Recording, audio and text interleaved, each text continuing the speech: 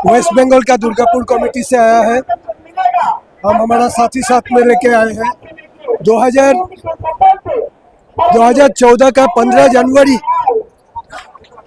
तत्कालीन जो वरिष्ठ अधिकारी थे, जो बीजेपी का प्रकाश जावड़ेकर जी, उन्होंने बोला था कि जो 1000 रुपया के प्रस्ताव कांग्रेस यूपीए सरकार जो किया था, 1000 रुपया घोषणा किया था, वो घाव में नमक छिड़कना है।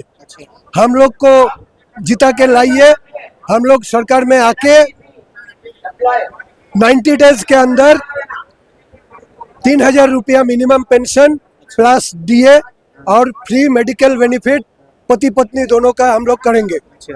लेकिन वो लोग 9 साल हो गया, अभी प्रकाश जावड़ेकर जी को दिखाई नहीं देता। शायद उनको हटा दिया गया, अंडरग्राउंड कर दिया गया। उस दिन से हम लोग का आंदोलन चल रहा है। हमारा दुर्गापुर कमेटी ज़्यादा दिन से नहीं है। ये आंदोलन शुरू हुआ है 2017 का 6 जून 2017 को नेशनल एजिटेशन कमेटी का गठन हुआ है। उस दिन से आंदोलन जो चल रहा है, हम लोग आए हैं उसमें 2020 जब 4 मार्च प्रधानमंत्री जी से मुलाकात किया। हमारा एनएससी जो सेंट्रल लीडरशिप है, कमांडर अशोक राउत को लेके, उन लोग उस दिन उन्होंने 5 मिनट टाइम देके 40 मिनट बात किया। 2 सेंटेंस बोले सब कागज उगज देखने के बाद कि आप लोग के लिए हम कुछ करेंगे, कहे कि आप लोग का मांग जायज है। उसके बाद 1 साल बाद 5 अगस्त 2021 फिर हेमा मालिनी जी का साथ में उनका घर में जो एंटी चेम्बर है, वहाँ जाके वहाँ पर डॉक्टर जितिन सिंह, हेमा मालिनी जी, सब कोई एक साथ में, हमारा 3 लीडर सबके साथ प्रधानमंत्री जी बात किया। उस दिन उन्होंने बोला कि आप लोग का काम तो हो रहा है। उसके बाद 5 अगस्त 2021 के बाद 5 अगस्त 2022, 5 अगस्त 2023, 5 अगस्त 2024 चला गया। कल 5 अगस्त 2025 है। आज तक फ्रूटफुल रिजल्ट कुछ नहीं हुआ। इस बीच में वेस्ट बंगाल में 18 जुलाई प्रधानमंत्री जी ने होंडल एयरपोर्ट में उतरे थे दुर्गापुर के लिए। दुर्गापुर में उनका कुछ ऑफिशियल, कुछ पॉलिटिकल घोषणा करना था। उस दिन 16 जुलाई को मुझे पता मिला ऑल इंडिया रेडियो का खबर से कि प्रधानमंत्री जी दुर्गापुर में आ रहे हैं। देन एंड देयर हम कमांडर सर को फ़ोन किया, मैसेज भेजा, सर एक तो चिट्ठी मिलेगा, हम कोशिश करेंगे। कमांडर सर ने चिट्ठी भेजा। हम तो जाने नहीं सकेंगे, उनका नाम नहीं बोलेंगे। बीजेपी का वरिष्ठ नेता जो 11 आदमी उनको रिसीव करने के लिए विमानबंदर में गए थे, ये इन लोग का शायद मालूम नहीं है।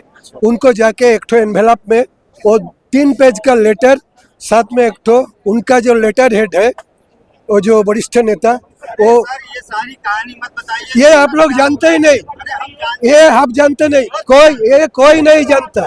ये गोपन है, ये गोपन है, ये कोई नहीं जानता। आप ये बताइए, ये नया अभी बोलते हैं, इसको कंप्लीट करने दीजिए, फिर बोलते हैं कि काहे कि नहीं। 18 तारीख प्रधानमंत्री जी बंगाल में जाके वो खाम लिया है, बोला है आपका ये हम वापस जाके पढ़ेंगे, बाद में आपको हम रिप्लाई देंगे। ये रिपोर्ट आपका कोई रिपोर्टर के पास नहीं रहेगा, क्या कि इसमें 4 आदमी इन्वॉल्व थे।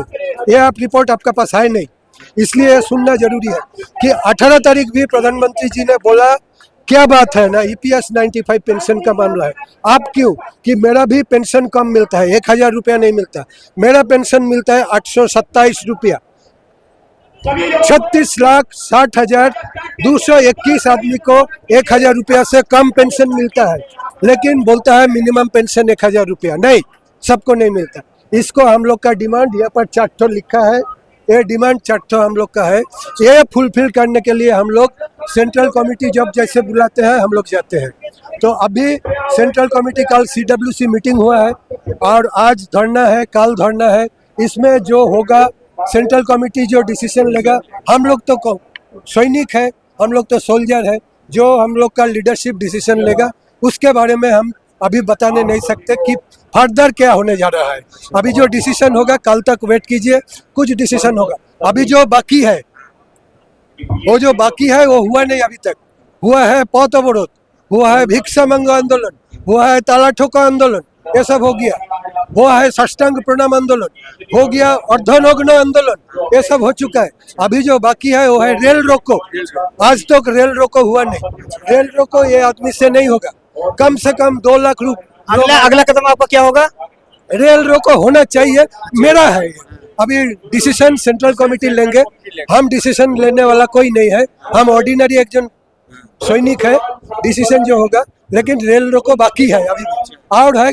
वो जो गांधी जी का था, करेंगे या मरेंगे, तो हम लोग आत्मदहन करेंगे या क्या करेंगे, जो डिसाइड होगा वही करेंगे। में हम सब लोग जितना जो सीनियर सिटीजन लोग हैं 50 के ऊपर 60 के ऊपर जो लोग के ऊपर हो गई है, वो सब ईपीएस पेंशन के वास्ते इधर जंतर मंतर पे आए हुए हैं। परंतु मोदी सरकार हमारी बात को सुना कर रही है। हम बार बार उनके पास जाते हैं, बार बार आश्वासन देते हैं, पर कभी हमारी मांगे पूरी नहीं करते। आज ऐसी स्थिति उत्पन्न हुई है कि हमारे लोग इतने बुजुर्ग होते जा रहे हैं कि उनको जीने की आस कम होती जा रही है और ये पेंशन की आस ज़्यादा बढ़ रही है। पर ये सरकार इतनी बहरी और इतनी गूंगी हो गई है कि वो सुनने को ही तैयार नहीं है। और हमारे लोग इस वजह से कल को अगर कोई मरता है तो इनको उसके बारे में जरा भी अफसोस नहीं होता है। तो हम मोदी सरकार से इतनी बात करेंगे कि मोदी सरकार तुम सारे लोगों को बांटते रहे, पर हमारे लिए भी कुछ तो भी दो और हमारे बाल बच्चों को हम कुछ सुख से शांति से रख सके। और हमारी जो अर्धांगिनी है उसने आज तक के हमको इतना जो साथ दिया है, तो उसको आखिर के दिनों में कुछ तो भी हम सम्मान से जीने के लिए हम 2 पैसे मिलेंगे तो हम उसको सम्मान से कहीं तो भी रख सकते हैं। बस यही हम मोदी सरकार से विनती करते हैं। धन्यवाद। क्या कहेंगे आज? आज हमारी जो पेंशन है ईपीएस 95 के बारे में, वो बहुत ही टूटपूंजी है। वो जब सरकार ने जब मंजूर किया तो हमारा कुछ तो भी उसमें गुजरान हो सकता है। ये अपने मोदी सरकार को रिक्वेस्ट। आप मोदी जी के आदमी हैं, आप लोग मोदी जी के वोटर हैं और मोदी जी की शिकायत करोगे। मोदी जी के तो मोदी ने करने को होना ना, हाँ बोलते फिर दे नहीं रहे, मोदी सरकार दे नहीं रहे। टाइम लगता है किसी भी प्रपोजल को। 12-13 साल हो गए ना। 12-13 साल हो गए। राष्ट्रीय संघर्ष समिति के महाराष्ट्र से आया हूँ मैं महाराष्ट्र का डेप्यूटी सेक्रेटरी हूँ। अभी तक हमारे जो कमांडर राउत साहब अध्यक्ष है भारत के, इन्होंने अभी तक कम से कम 1100 सभाएं पूरे भारत में ली है। और उन्हें फायदा क्या हुआ? अभी तो कुछ आप 8 सालों से धरना प्रदर्शन कर रहे हो। इसी जगह आपने जो है 20 धरने कर लिए यहीं पे। पिछले साल भी आप लोग आए थे, रामलीला को भर दिया। 2 बार प्रधानमंत्री जी से मिल लिए। 2 बार। हाँ, तो पूरे देश में ये बुजुर्ग क्या धक्का खाने के लिए है क्या? खाली अभी तक आश्वासन मिल रहा, काम हो रहा नहीं। काम होना चाहिए, इसलिए हमारी रिक्वेस्ट है माननीय पंतप्रधान जी से। ये तो मैं खुद 7वें बार आंदोलन के लिए आया हूँ ये 4 साल में। ये हर टाइम में ये होता कि भाई अभी पेंशन बढ़ने वाला है। पीछे अर्थ मंत्री सीताराम जी के साथ में भी बात हुई, उसके साथ में मनसुख मांडविया जी केंद्रीय मंत्री, उनके साथ में बात हुई। एक बार तो राउत साहब को फोन आया 14 अप्रैल को कि तुम जल्दी दिल्ली में चलाओ। राउत साहब एरोप्लेन से आए, यहाँ ने क्या बोले तुम्हारा काम हॉटलाइन पे चल रहा है। मतलब हॉटलाइन पे बोलते क्या समझना, वो बात को अब 3-4 महीने हो गए। भाई 1 साल से सुन रहे हैं, 2 दिन में हो रहा, 15 दिन में हो रहा। आपका प्रपोजल यहाँ काम चालू है, क्या चालू है भाई? आपने प्रपोजल भी बना के दिया जो ये सरकार नहीं बना सकती।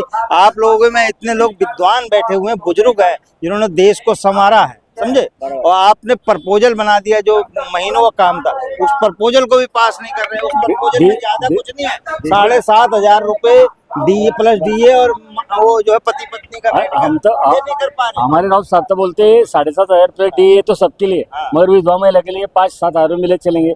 जिसने 8-10 साल की नौकरी की है उसको 10,000 भी दिए तो चलेंगे। ऐसा नहीं कि भाई 15,000 दो। गुजरात यानी दोनों जन का गुजरात होने को ना गुजरात इसलिए कर रहे हैं, दूसरा कुछ नहीं। और देश वैसे देखे तो भारत देश को लोगों ने समृद्ध बनाया, बिजली वालों ने, परिवहन वालों ने, बैंक वालों ने।